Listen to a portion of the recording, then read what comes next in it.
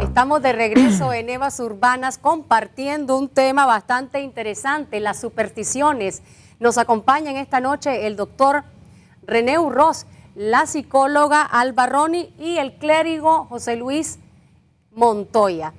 Hablando sobre, bueno, porque no tendríamos 3 noches para hablar sobre las supersticiones y todo lo que engloba, que es bastante impresionante. Complejo.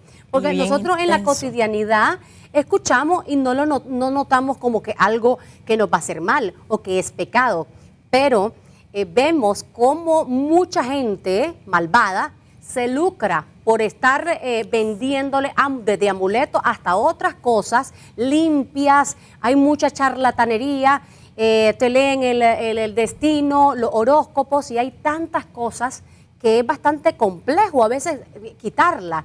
Es pecado, es pecado tener supersticiones. Bueno, yo creo que hay un decálogo de pecado, ¿verdad? Y diríamos que la mejor orientación frente a estas realidades que son prácticamente fruto del ocultismo es el decálogo, es decir, los 10 mandamientos de la ley de Dios. Primero dice amar a Dios sobre todas las cosas. El problema es el siguiente: yo en realidad amo a Dios, pero yo maltrato, diríamos, a mi familia, maltrato a mis semejantes. Entonces ahí tendríamos una valoración del pecado. O sea, ¿qué es el pecado? Hay un pecado que es mortal y un pecado que es venial. Y ciertamente que el mismo Jesús dijo, bueno, yo no soy juez de mi hermano, ¿verdad? Ni nosotros somos juez de nuestros hermanos. Lo que nosotros podemos hacer es enunciar cuál es el camino correcto sustentado en la Sagrada Escritura como palabra revelada y divina. Y por otro lado, invitar a la comunidad a poner en práctica más la palabra de Dios que las supersticiones. Porque, por ejemplo, muchas veces decimos nosotros, si ahí anda la mona arriba, la señora del otro lado, esa se transforma en mona. O sea, ¿cómo vamos a estar ofendiendo al prójimo, al vecino? Que por muy malo que sea, no tiene por qué nosotros lo estemos acusando. Entonces, lo ubicamos y lo catalogamos como una realidad sobrenatural o más allá de la metafísica, pero que en realidad no tiene que ver absolutamente nada con el orden establecido. Por otro lado, me gustaba la opinión del doctor. ¿Por qué? Porque todos estos elementos tienen un sinnúmero de connotaciones, ¿verdad? Uno no es supersticioso por un motivo, puede haber muchos motivos. Es decir, decía la psicóloga, el elemento cultural, ¿verdad? La tradición familiar, la reminiscencia de nuestra imaginación, ¿ves? Y ahí es donde tenemos que ir saneando. Por ejemplo, la doctrina católica cristiana nos ayuda a sanear la perversión del alma. Ciertamente, decía un economista, nosotros somos mitad ángel y mitad demonio, ¿ves? Entonces, lo que tenemos que hacer es inclinar hacia un lado la balanza para buscar el equilibrio y la superación de esos males que con facilidad se nos apegan, ¿ves? Ahora, usted que estaba tocando una serie de elementos que se ponen en práctica en la sociedad, ciertamente esa es parte de una charlatanería. ¿Ves por qué? Porque ninguna de esas personas ha dado en el clavo cuál es el premio mayor de la lotería de esta semana, ¿verdad? Que yo lo manejo como un argumento. Y por otro lado, son chocoaventuras, porque aquí está la palabra y aquí está, digamos, la enseñanza en la Sagrada Escritura de dónde van a parar todas esas personas charlatanas, brujos, andan leyendo la mano, que juegan en la carta del varón rojo, la alquimia, la lectura, esta nueva enseñanza que están transmitiendo a través de hojitas, que vaya a leerse las manos, a leerse el destino, etc. Ahora, ciertamente que puede haber algunas comprobaciones de carácter científico para poder llegar a ese elemento del destino, porque no estamos ajenos. Dios ha capacitado al ser humano.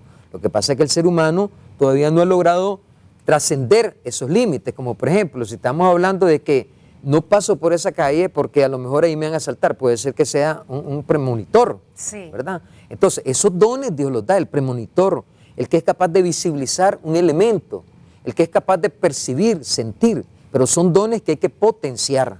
Impresionante. También incluso, por ejemplo, hay ciertas, cosas que se podrían prestar como supersticiones, pero también tal vez tienen alguna lógica. Por ejemplo, si te dicen no pases por esa calle, sí, tal vez le da un aspecto fabulesco. Puede ser un premonitor. Exacto, tal vez es porque en la calle hay peligro real, entonces pues no hay que ponerse tampoco en esa vía. Pero, por ejemplo, psicóloga, leyendo, digamos, hasta qué punto una creencia se arraiga en una persona y Por ejemplo, leyendo en una de las noticias, un pastor que tiene creencias en Dios, no se va al hospital cuando le muerde una serpiente, muere. Exactamente. ¿Hasta qué punto el hecho de tener estas creencias distorsionadas nos pueden afectar?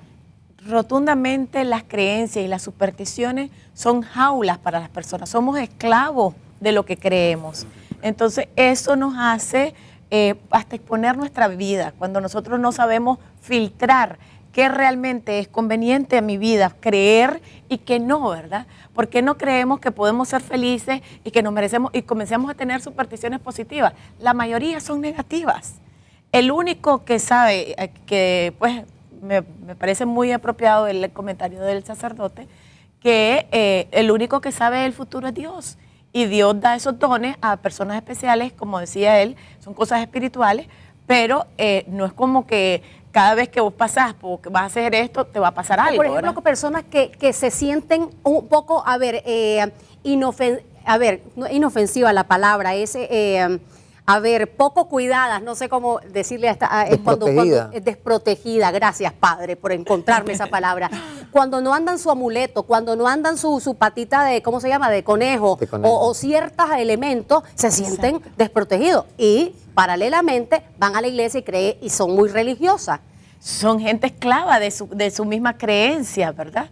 O sea, a veces no es el hecho, es qué significa para la persona esto o aquello en función de que si le va a pasar algo negativo o no. Entonces, es bien delicado y es algo que puede hasta exponer a la vida de la persona, porque puede hasta unas cosas así tan pequeñas, no ando protegida, se exponen más al peligro. Hay menos concentración y hay más riesgo a que les pase realmente.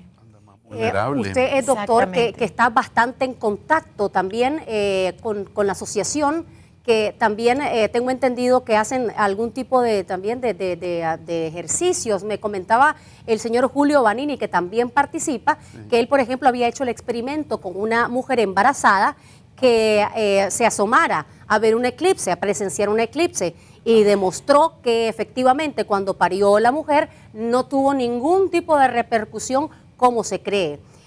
Los científicos como usted, ¿qué creen en el destino? ¿Creen en el destino? Bueno, ya me mezclaste 3, 4 preguntas en una sola, pero vamos a entrarle a todo. 1, increíblemente, aquí hay más eclipses de sol y de luna de lo que la gente se imagina. Y a veces ocurren pequeños eclipses parciales que ni se comentan en periódicos ni nada porque no tienen mucha importancia. Y no ocurre nada en las mujeres. Cada vez que hay luna llena, usualmente también se aproximan épocas de eclipses. Andaríamos todos manchados. ¿Ven? Pero eso no tiene nada que ver en absoluto, pero es una creencia atávica. Ahora, sobre el destino, interesante. El destino como concepción mágica, honestamente, no creo que existe. No creo que alguien está jugando con los dados cargados, así decía Einstein, porque nosotros si tenemos un elemento humano importantísimo, es la libertad. El libre albedrío nos ha sido dado desde el inicio. Ahora, si yo empiezo a hacer cosas que no son correctas o voy tomando decisiones que no son las mejores, yo voy conduciendo las consecuencias de mi vida.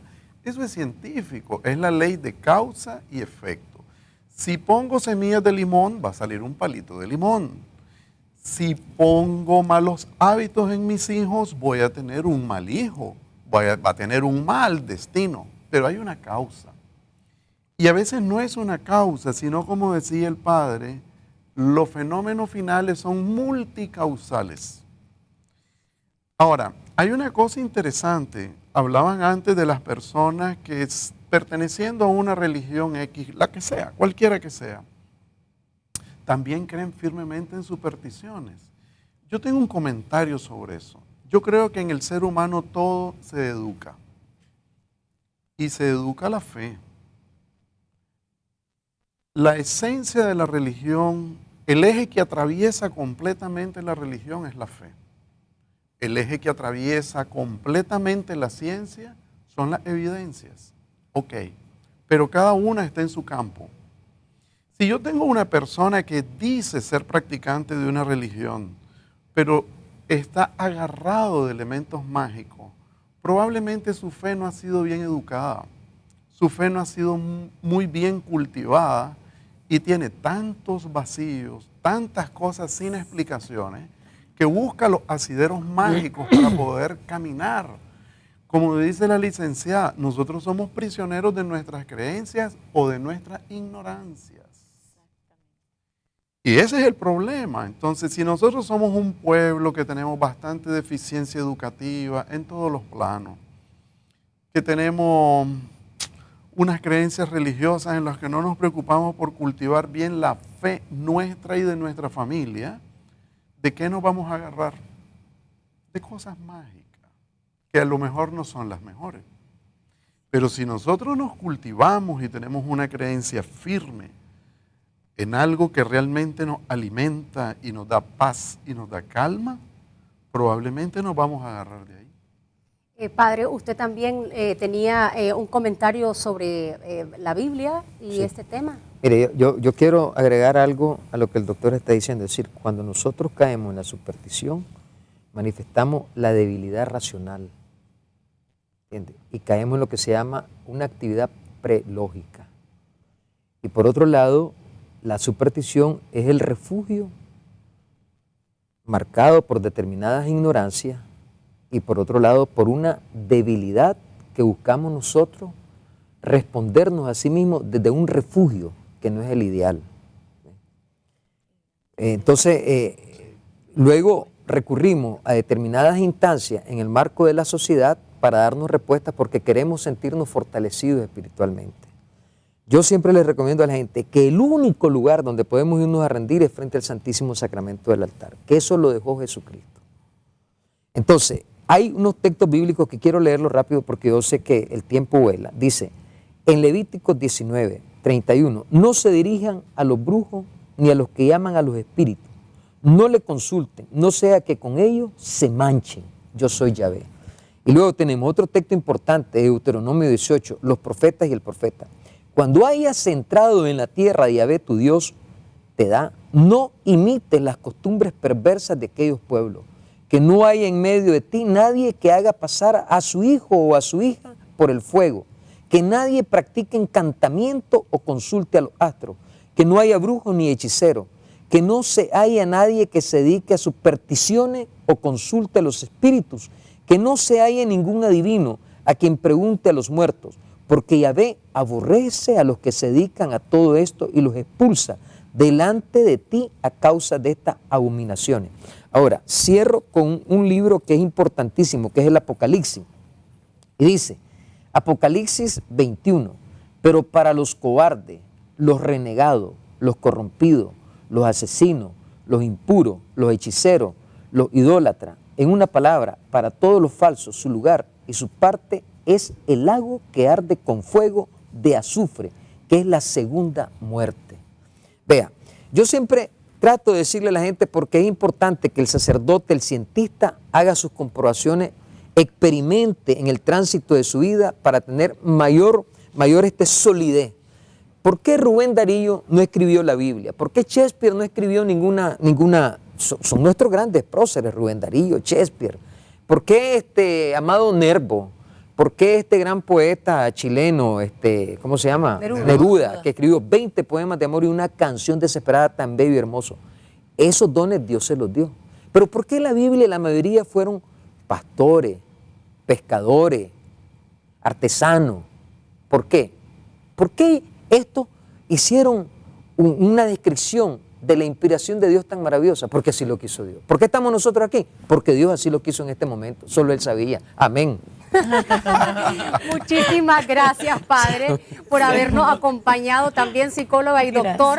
Gracias, creo que Cristiana, vamos por a tu hacer una invitación. ronda en otro programa para hablar de otras temáticas, porque Sí. realmente me creo que es importante llevarnos a la reflexión independientemente Sí, esa es la idea. de su creencia o si cree o no cree. Exactamente, con todo el Muchísimas respeto, gracias. porque se Claro merecen que todas sí. las personas. Muchísimas Claro que sí, muchísimas gracias. Y nosotros, amigos televidentes, vamos a ir a un corte comercial. Cuando regresemos, pasando a otro tema, las confesiones Muchas gracias, de Adán, con dos gracias, cineastas, Un placer. hombres de la televisión y emprendedores jóvenes, Marcio y Carlos Vargas. Cuando regresemos. Tulipanes Spa ofrece tratamientos estéticos y de relajación basados en la combinación de fórmulas magistrales, homeopáticas y naturistas para atender el problema del peso, la belleza y cuidado de la piel. Tulipanes Spa, un lugar único que combina todos los beneficios que nos brinda hoy la medicina estética con el bienestar y la armonía que solo Tulipanes Spa te ofrece.